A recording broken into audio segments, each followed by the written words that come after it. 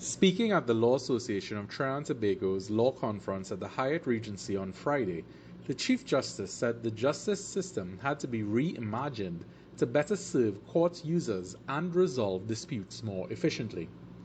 He said the system had to shift its focus from procedural complexity to outcomes.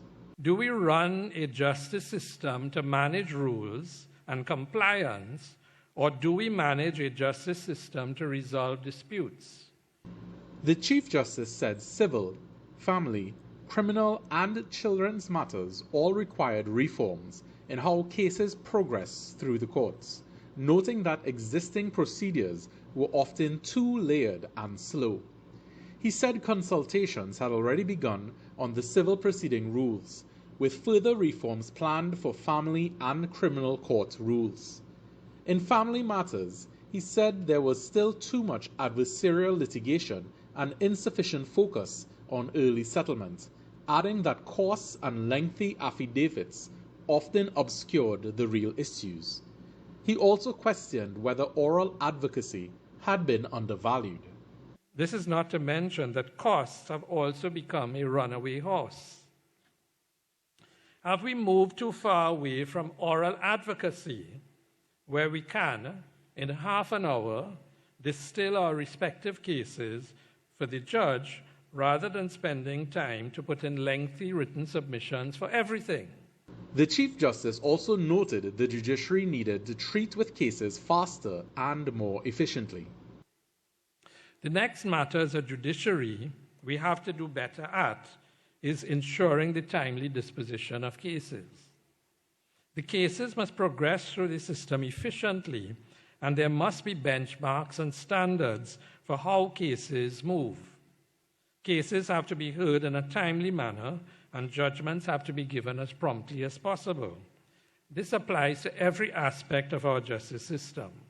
Inefficiencies have to be identified and resolved. Underperformance has to be identified and measures put in place to fix them.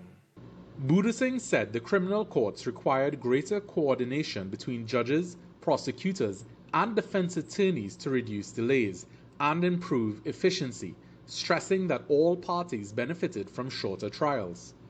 He said the magistrates' court remained a priority, noting that several facilities had been closed due to long-term maintenance issues.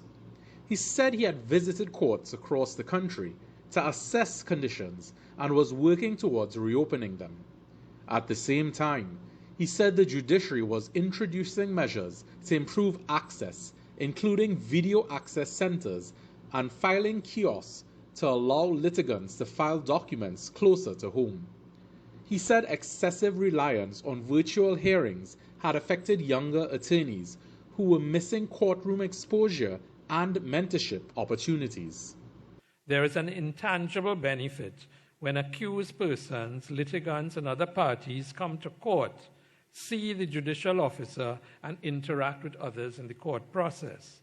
This is especially important for rural communities where the courthouse is the center of the town and commands respect in a building and not just on a screen. So we are gradually, one court at a time, getting back into open court where citizens can walk in and view proceedings. Alexander Bruswell, TV6 News.